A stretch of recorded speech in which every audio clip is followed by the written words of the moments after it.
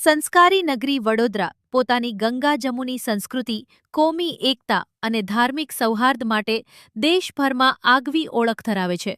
શહેરમાં છેલ્લા 2.5 સદીથી વધુ સમયથી ચાલી આવતી એક અનોખી પરંપરા આજે પણ જીવંત છે, જેમાં મુહર્રમના પવિત્ર અવસરે નાગરવારા વિસ્તારના હકીમવાડાના તાજિયાને બહુચરાજી માતાના મંદિર ખાતે ઠંડક આપવામાં આવે છે.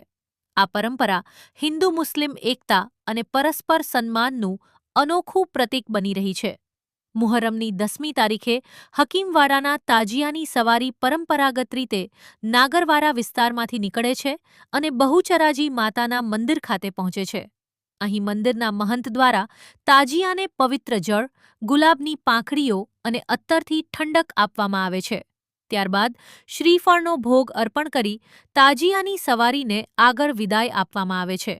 આ અનોખી વિધિ બાદ તાજિયાને શહેરના સરસિયા તળાવ ખાતે લઈ જવામાં આવે છે, જ્યાં પરંપરા મુજબ તાજિયાને ઠંડા કરવામાં આવે છે. વર્ષોથી ચાલી આવતી આ પરંપરામાં બંને સમાજના લોકો ઉત્સાહભેર જોડાય છે અને ભાઈચારાનો અનોખો સંદેશ આપે છે.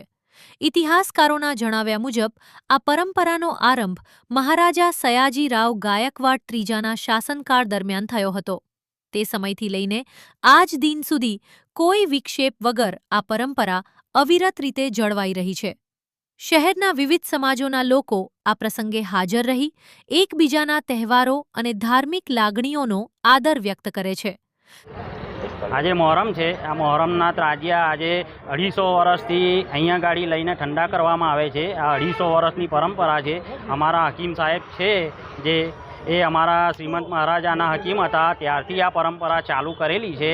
ત્યાં આજે 250 વર્ષથી પરંપરા ચાલુ આવી છે અને આ તાજિયાને બહુચરાજી મંદિરે ઠંડા કરવામાં આવે છે, પંચજળથી ઠંડા કરવામાં આવે છે અને પછી ગુલિસ્તાન એપાર્ટમેન્ટ લઈ જઈને એને દફનાવવામાં આવે છે.